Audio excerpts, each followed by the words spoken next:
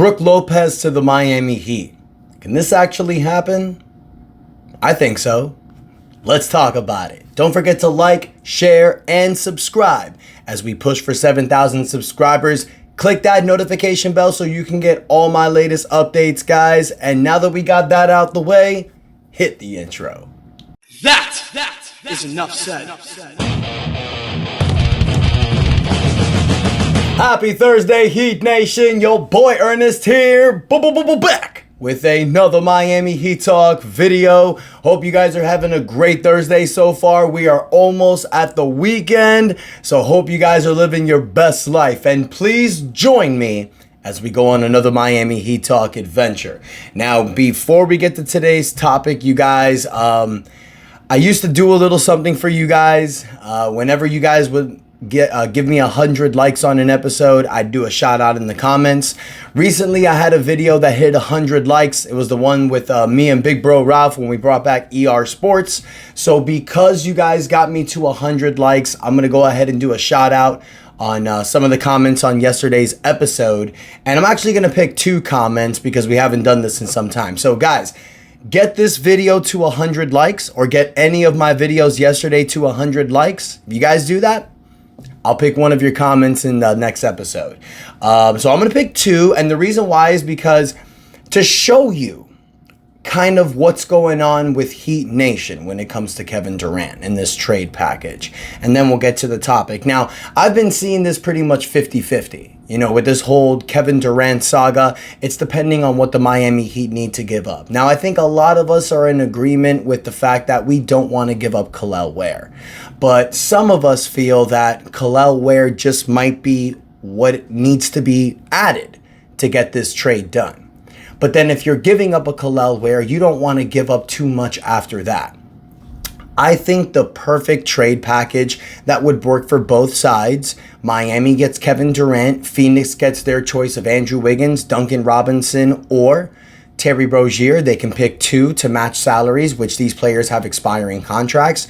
You take a young asset like Nikola Jovic, Jaime Jaquez, or Pallel Larson, and you can get the 20th pick in the 2025 draft or a future first-round draft pick. I think that's fair for both sides. Phoenix wants more.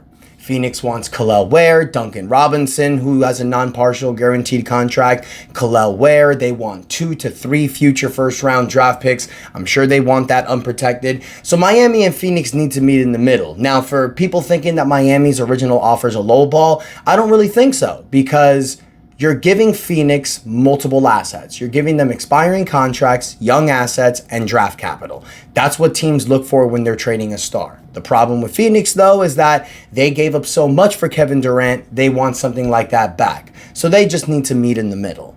Now, the comments that I picked from yesterday, it's kind of, you could see that Heat Nation is split. The first one I picked was from Woo777. Missed you in the comments. Appreciate you coming back. But Woo writes yesterday, I think you do have to overpay a little to outbid these other teams. So I would give Andrew Wiggins, Duncan Robinson, Jovic, Jaquez, and this year's pick and 2030 or sooner if we can. Basically 2 future first rounds, maybe a swap. But if they want Ware, then just 1 pick. See, I'd agree with that. That's a little bit of an overpay, but that gets the deal done because you're competing with other teams like Houston, Minnesota, Toronto, who's trying to get Kevin Durant. Apparently, San Antonio isn't really all in. Then the other comment comes from Damos6686. He writes, nah, that's too much. That's a big mistake for the Heat to do. Kevin Durant is old and injury prone. Still would need some chemistry if Heat added KD with at least 2 years. Heat may improve, but I don't see the Heat making the Eastern Conference Finals, and that's fair. I understand Damos's point. Damos is, why are we giving all that, all those assets for a guy who's 36 years old? I completely understand. So this is going to have to come somewhere in the middle, you guys. I know that they want to get this trade done before the draft so they can potentially get a draft pick in this year's draft. They don't have one. Their pick that went 10th goes to Houston. And that's why Houston has a little bit of leverage. But Houston doesn't want to give up all the assets for Kevin Durant. Every team knows, guys, that Giannis Antetokounmpo is going to be available. It's not a matter of if, it's a matter of when. And the fact that Giannis is holding out his trade request for this time is making teams a little skeptical on going for Kevin Durant.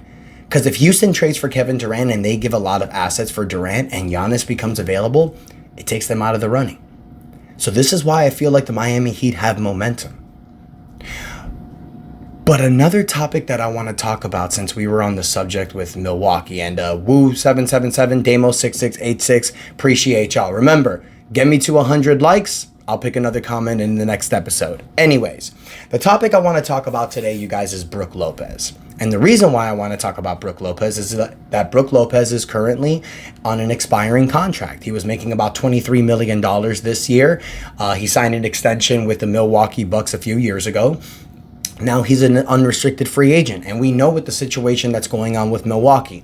Damian Lillard ruptured his Achilles. Giannis, you don't know if he's coming back there or not. You know, Brook Lopez, who is 37 years old, he turns 38 in April of next year, coming off of a really good season, averaged 13 points a game, 5 rebounds, 2 blocks per game. You know he's a defensive presence. 50% from the field, 37% from the three-point line, and 82% from the field. And I know people are going to say, Brook Lopez, 37 years old. Why are we doing this? Why are we adding old players? Guys, people take care of their body differently nowadays. And if you don't get injured and you take care of your body, as you see with a lot of these players, your prime can grow. Your prime has longevity. It's just all about how you take care of your body. And Brook Lopez is an embodiment of that, because last year at 36, going on 37, he played 80 games, averaged 32 minutes a game. You know what you get with Brook Lopez. He's a 7-foot, 3-and-D type of player, kind of like Kel'el Ware.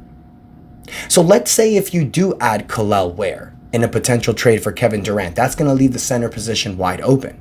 With Brook Lopez as a free agent, the Miami Heat can strike. Now, I know what some people may be thinking. How are you going to get Brook Lopez? Well, the Miami Heat don't have the cap space to get Brook Lopez. The only thing they can offer Brook Lopez is their potential full mid-level exception. If the Miami Heat stay under the aprons, stay under the luxury tax first and second aprons, they will unlock their $14 million mid-level exception.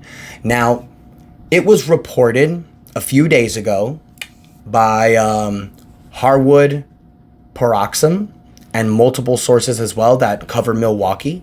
They said that they're not expecting the roster to look the way it does now in Milwaukee. The team is likely to retain Kevin Porter Jr., and most everyone I've spoken to assume that Brook Lopez is gone. Now, another report came out saying that Brook Lopez can earn anywhere as much as $20 million per season. But here's the problem with that. The 2025 NBA offseason is not going to be very flexible. A lot of teams don't have money to spend. The only team that's going to have cap space is the Brooklyn Nets. They're going to have about $40 million in cap space. Now, Brook Lopez used to play there. And if this is about money, then Brook Lopez can go back to Brooklyn. But if he wants to contend and compete, who he is a former NBA champion, he can come to the Miami Heat for the mid-level exception. You can take a 2-year, $28 million contract, have the second year be a player option. So that way it'll give Brook the flexibility to play this year for good money. Remember, Florida has no state income taxes, so he gets a lot of that back. And he has the flexibility to opt out of his player option next year to test the market in 2026, which will be more flexible. I think Brook Lopez would be a great fit with the Miami Heat. This is a guy that he can space the floor. He can play great alongside Bam Adebayo. If you trade Kel'el Ware, he can start at that center possession. And if you don't trade Kel'el Ware, even better. You can have Brook Lopez come off the bench for Bam Adebayo or Kel'el Ware. Be a three-headed monster at that center forward power position. You can also have another player that can space the floor who could play as another power forward, like a Jaime Jaquez, Nikola Jovic, Haywood Highsmith. The Heat are going to have multiple options. But if you plug in Brook Lopez with this team, whether he's starting or coming off the bench, whether Kel'el Ware stays or goes, it's going to fit. If Kel'el Ware stays, he's learning from Brook Lopez. Brook Lopez, who was a former All-Star in the NBA, who still has value in today's NBA. Another thing that he can do, if they want to pay Brook Lopez more, they can negotiate a sign and trade with Milwaukee. You can send Milwaukee Duncan Robinson, who has a partially expiring contract, or Terry Rozier and attach a future second round pick so they don't lose him for nothing. You can work that out, and that way in a sign and trade, Brook Lopez can get more money. Now you can pay Brook Lopez about 2 years, $40 million, which is a little much. So Heat Nation, I want to hear from you. What do you guys think about Brook Lopez? He had a great regular season, but I think why his value might diminish a little and why he would be open to the mid-level exception. He played 5 games in the playoffs, only 15 minutes and averaged 5 points a game. Field goal percentage went down, 3-point percentage went down. He was down all across the boards. He needs to redeem himself. And at 37 going on 38, you can go for Brooklyn if the money's a little bit more. But chances are the mid-level exception is what he's going to have to take in this open market. So I want to hear from you, Heat Nation. Let me know what you guys think. Don't forget to like, share, and subscribe as we push for 7,000 subscribers. Thank you guys so much for the continued support. If there's any updates that come out, I will be letting you know. And until next time, your boy Ernest out, and that is enough said.